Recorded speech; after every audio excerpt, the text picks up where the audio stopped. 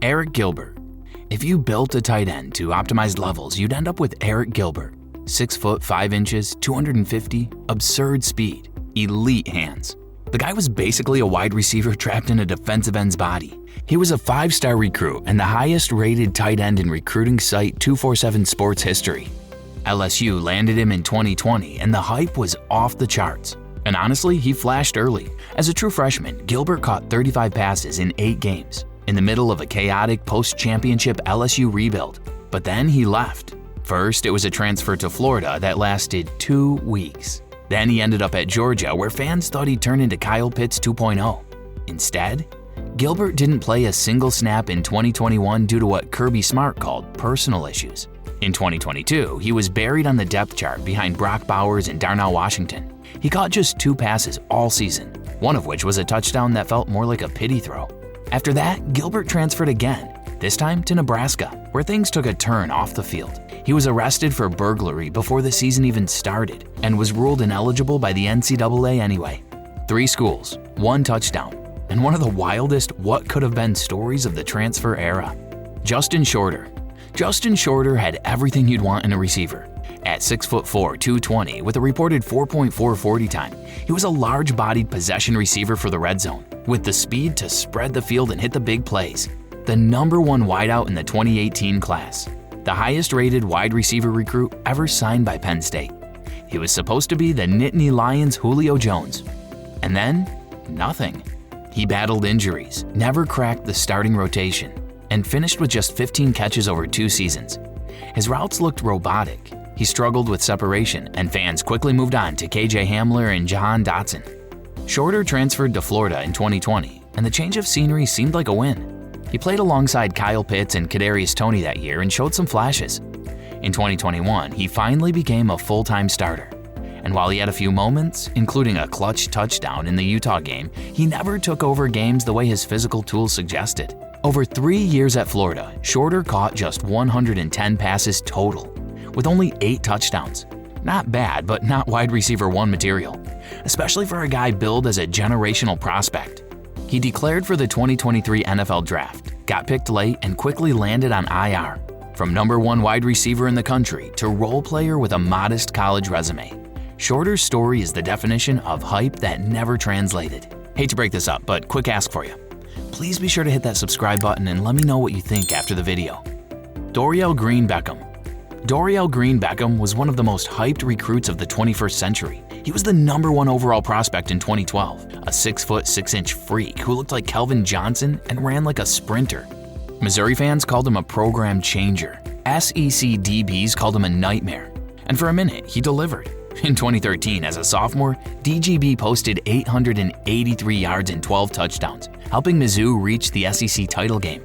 But just when it looked like he was taking over college football, it all fell apart. He was dismissed from the team in 2014 after multiple off-field incidents, including an alleged burglary. He transferred to Oklahoma, hoping for a fresh start under Bob Stoops, but he never played a single snap. The NCAA denied his immediate eligibility waiver, so he sat out the 2014 season. Rather than return in 2015, DGB declared for the draft, and scouts still drooled over the potential. The Titans took him in round 2, and it all unraveled again. Drops, effort questions, and a quick exit from the league. Dorial Green-Beckham might be the biggest waste of talent in the portal era. He transferred to one of the most high-powered offenses in the country and still never played. His highlight tape is insane. His career, forgettable. Kyle Prater. Kyle Prater's high school tape was insane. Man amongst boys. The number 3 overall recruit in the 2010 class and the top wide receiver in the country. He committed to USC when USC wide receiver basically meant future NFL starter. But the career never got off the ground. He redshirted as a freshman, then dealt with injuries and inconsistent quarterback play. By 2012, buried on the depth chart behind Robert Woods and Marquise Lee, Prater transferred closer to home, landing at Northwestern, where he was supposed to be the ultimate matchup nightmare in the Big Ten. And he just never became that guy. Over 3 seasons, Prater caught a total of 70 passes for 873 yards and 1 touchdown. That's not a typo. 1 touchdown in 3 years. He looked stiff, struggled to separate, and was often more of a blocker than a weapon. Northwestern fans waited for the breakout game that never came.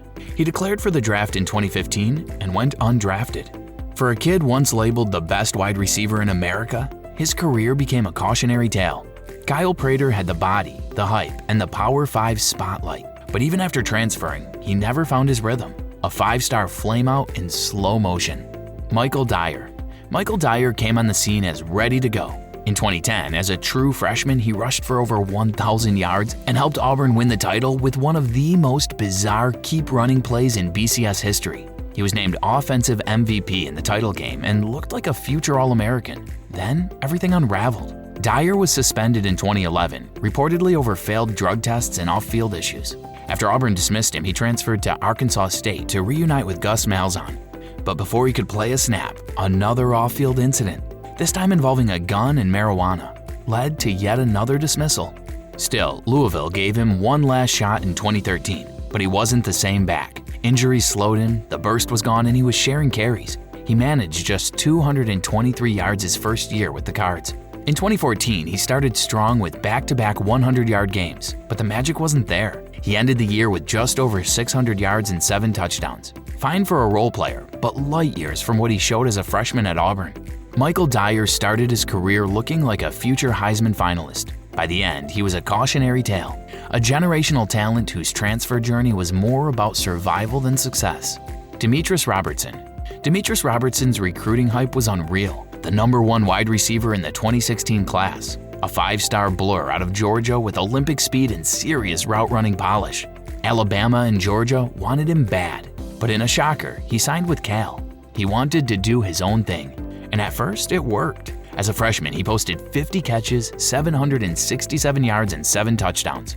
An instant impact star. But then, injuries hit. He missed almost all of his sophomore season and entered the portal, transferring back home to Georgia in 2018.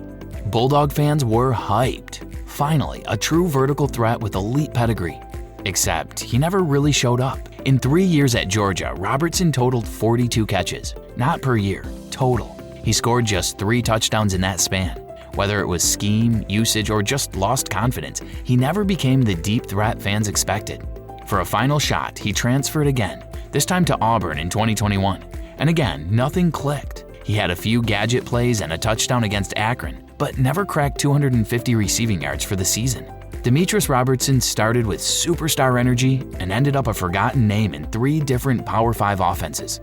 He had the tools, he had the speed, but between injuries, weird fit, and fading production, he became one of the most underwhelming 5-star wide receiver stories of the transfer era. Byron Cowart. Byron Cowart was the guy in 2015, the #1 overall recruit in the country, ahead of Minkah Fitzpatrick, Derwin James, and Calvin Ridley. A 5-star defensive end who looked like he'd walked off an NFL roster at 17. He picked Auburn, and Tigers fans thought they were getting the next Myles Garrett, but the hype didn't survive the depth chart. Cowart barely played as a freshman and couldn't crack the rotation in year 2. He looked stiff, unsure, and just didn't have the same pop he showed in high school. Whether it was scheme or confidence, he was a total non-factor. By 2017, he'd had enough. He left the team mid-season, eventually resurfacing at a junior college, and then transferred to Maryland for one last shot. And honestly, he was decent. Cowart finally started games and put up 38 tackles and 3 sacks in 2018. He flashed some of that 5-star strength and earned all Big Ten honorable mention. But decent isn't what people expect from the #1 player in the country. He declared for the draft, got taken in the 5th round by New England, and bounced around the league, mostly as a rotational lineman. Byron Cowart wasn't a total bust, but compared to the generational talent label he entered college with, he fell way short. His transfer helped him salvage a career, but not the legacy. Brew McCoy.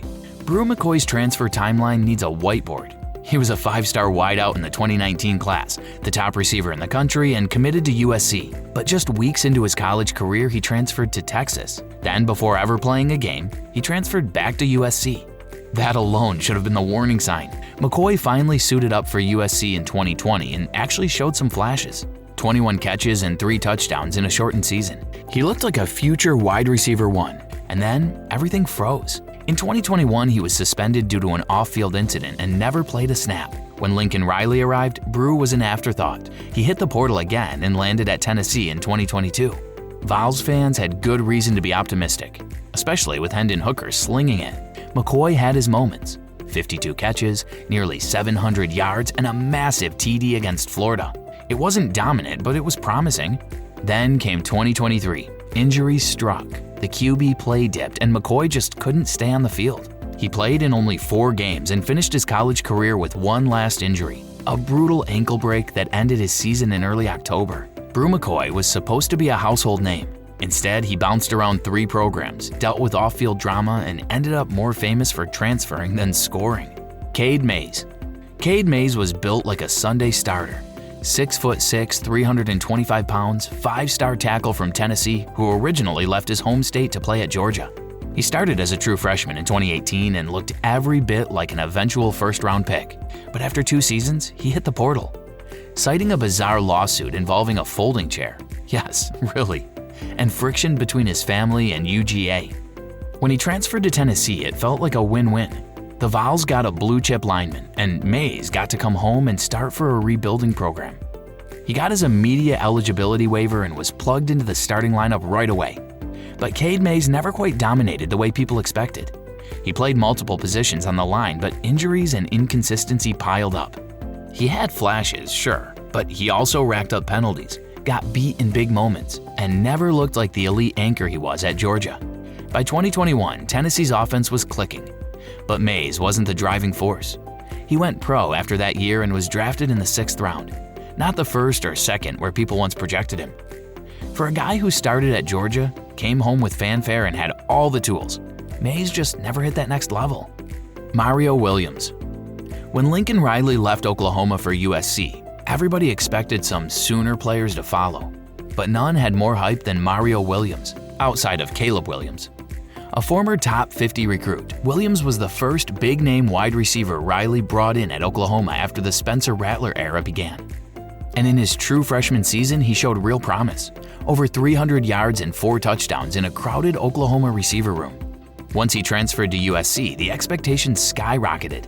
Caleb Williams was coming too, and fans figured Mario would be the clear number 2 behind Jordan Addison in 2022. And while he had a couple flashes, including a 145-yard game against Arizona, the inconsistency was never there. Drops became an issue. So did separation. Then 2023 hit and things got worse. USC's offense started sputtering. The O-line fell apart and Williams basically disappeared. He ended the year with under 300 yards and no touchdowns in his final 6 games. For a guy who was supposed to be a future wide receiver 1 in Riley's offense, he looked more like a rotational piece. After the season, he quietly entered the transfer portal again. And by 2024, he was a depth guy at Tulane. Mario Williams had the speed, the pedigree, and the system, but he never became that guy. Tyree Johnson. Tyree Johnson looked like a sleeper star on the rise at Texas A&M. In 2021, he quietly led the Aggies in sacks with 8.5. Not bad for a former 3-star recruit playing opposite DeMarvin Leal. He had that edge-bending speed you can't coach and was seen as one of the more disruptive pass rushers in the SEC. But after that breakout year, he surprised everyone by transferring to Illinois. On paper, it made sense. Illinois had quietly built a strong defensive identity, and Johnson was expected to be a plug-and-play veteran on the edge. Big Ten OLs don't move well. A speed rusher like Johnson could feast. Instead, he never played a down. Whether it was injury, eligibility issues, or something behind the scenes, Johnson disappeared from the field. His name never came up in game plans, and there were no splash moments, just silence. He went from SEC disruptor to portal ghost. A rare case of a guy transferring after real production and somehow becoming a total non-factor. That is a wrap on this beautiful disaster of transfer portal moves. Please be sure to subscribe for future video notifications, and also comment with other players you think were missed. See you in the next one.